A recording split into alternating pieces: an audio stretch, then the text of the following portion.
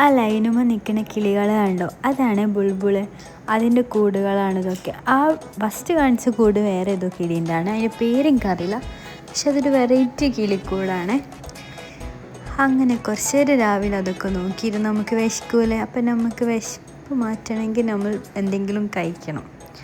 അതുകൊണ്ട് ഞാൻ എന്ത് ചെയ്താലും ഒരു ഐസ്ക്രീം കഴിച്ചു കടയിൽ പോയി. പിന്നെ ഈ ഓംലേറ്റ്, ഒരു ഓംലേറ്റ് എടുത്തിട്ടുള്ളൂ. അതിൻ്റെ ഷേപ്പ് കണ്ടോ, കണ്ടിട്ട് ഗൂഗിൾ മാപ്പിൽ പോലും കാണില്ല. പിന്നെ ഉച്ചക്കായപ്പം കുറച്ചും കൂടി ഹെൽത്തി ആവാൻ വിചാരിച്ചിട്ട് ചോറ് ഒഴിവാക്കി കുറച്ച് കടല റോസ്റ്റും കുറച്ച് സാലഡും ഒക്കെയാണ് കഴിച്ചിന്.